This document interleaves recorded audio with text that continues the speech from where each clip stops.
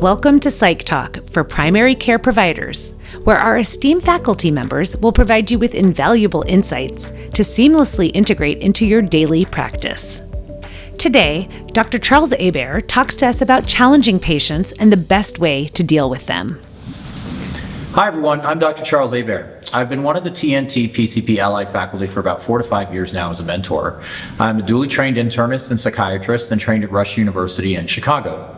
Right now, I'm the medical director of emergency psychiatry services at University of Colorado Hospital in Aurora. And I want to spend a few minutes discussing challenging patient encounters, or what some of us might call difficult patients. That phrasing may sound unkind, but the term difficult patients is often what's used in the literature to describe encounters that would be considered by many providers to be very challenging. These are the patients that get our goat, that get under our skin, and often generate a very strong emotional response when we're working with them. So I'm going to talk about how the literature operationalizes the idea of a difficult patient, as well as how to identify them perhaps in your own practices. So first, we need a working definition of what we even mean by a difficult patient. What makes a difficult patient? In the literature, the concept of a difficult patient is often represented by something called the Difficult Doctor-Patient Relationship Questionnaire, the DDPRQ-10 for short. Called 10 because it has 10 different questions in its most common form. The DDPRQ-10 is a Likert type scale questionnaire, so it runs from strongly agree to strongly disagree on a scale of 1 to 5, right? And asks questions like, how time consuming is it to care for this patient? And to what extent are you frustrated by this patient's vague complaints in the office? And my personal favorite, do you ever secretly hope this patient never returns? If you're laughing or smiling to yourself right now, it's because almost all of us have someone in our memory banks, a patient from past experience, for whom the answer to that last question I just mentioned is a 5, right? Strongly agree.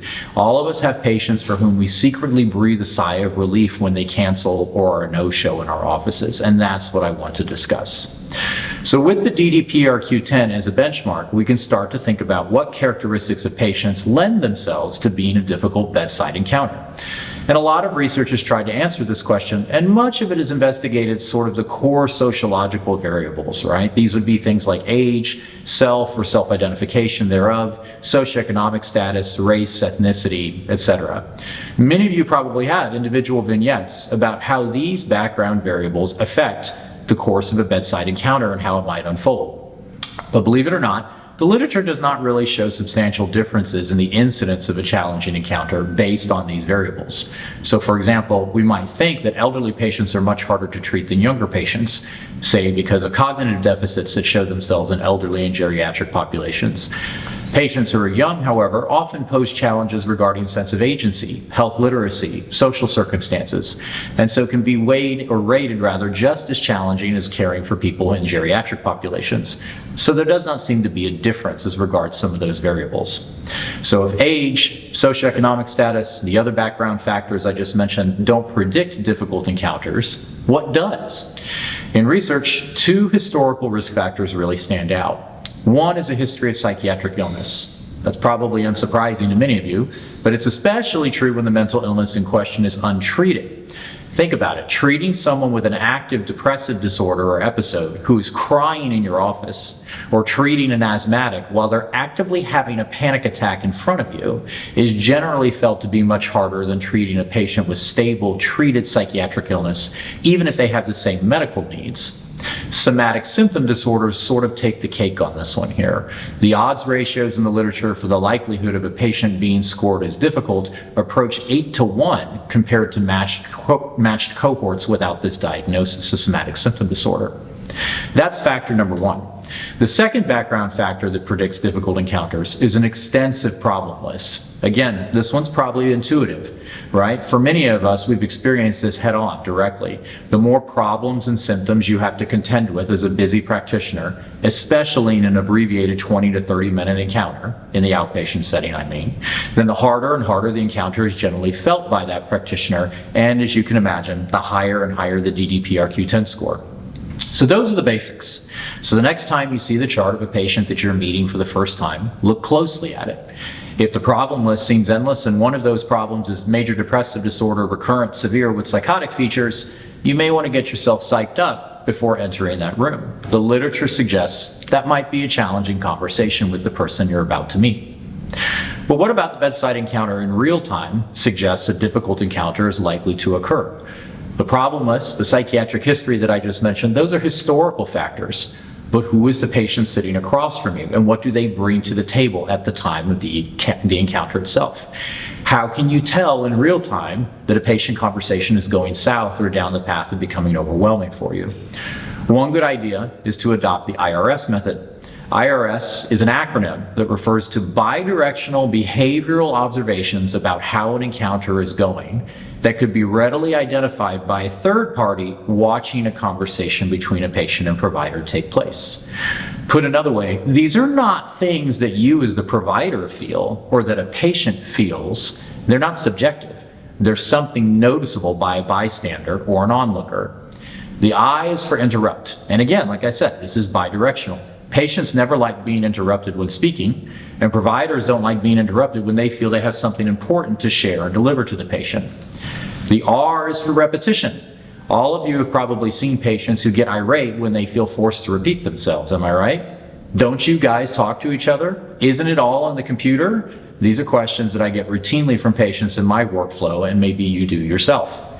Likewise, we as practitioners don't like having to repeat ourselves. It makes us feel upset. It makes us feel that we're not being listened to by the patient.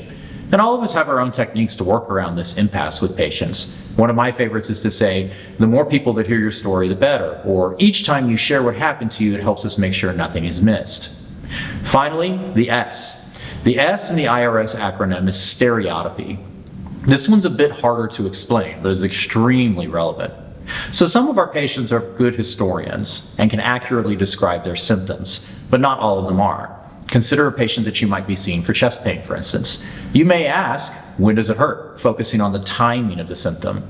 Some patients can tell you directly, when I'm mowing the lawn, for example, but others cannot, either because of health literacy concerns or perhaps because of an inability to reflect and codify their bodily sensations. Those patients may answer when asked, when does it hurt, with, I don't know. Sometimes it does, sometimes it doesn't. It just hurts. The problem diagnostically there is that's not a useful answer, right? It doesn't help you generate a differential diagnosis. It doesn't help you arrive at a treatment plan for the patient. And as I said, some patients may simply not be able to articulate their symptom experience.